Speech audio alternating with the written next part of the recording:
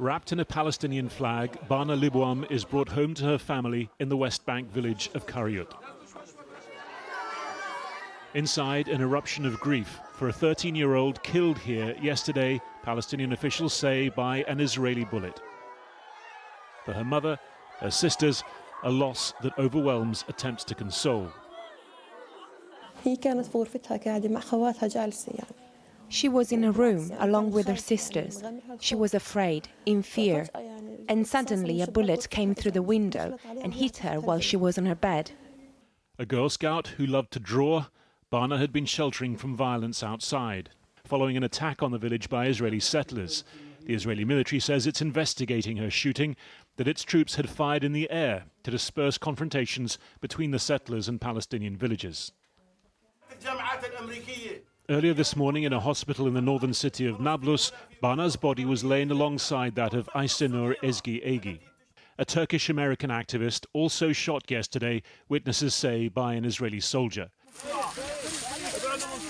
She was killed while taking part in a weekly demonstration outside an Israeli settler outpost near the West Bank village of Beitar. The Israeli military says it fired on what it called a main instigator of rock throwing.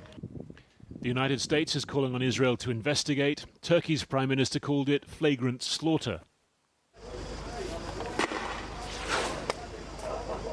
A Channel 4 news team was at the same protest a month ago when Israeli soldiers also fired tear gas and live rounds. An American activist was shot in the leg on that occasion.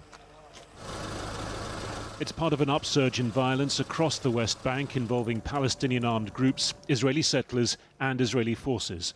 This was the city of Jenin today after a 9-day Israeli military incursion, which Israel says was targeting Palestinian militant groups, but which Palestinian officials call an extension of the destructive tactics used in Gaza.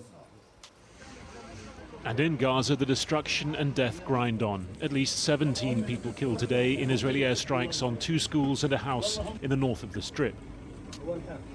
In London, the heads of British and US intelligence using their first joint media appearance to up the pressure for a ceasefire deal, promising a newly adjusted text within days. Whether or not leaders on both sides are prepared to recognize that enough is enough and that the time has come finally to make some hard choices and some difficult compromises. I hope profoundly that both of those leaders are going to make that decision. For Israel's Prime Minister Benjamin Netanyahu, internal pressure for an end to the war is also ratcheting up within his government and military and again from the streets.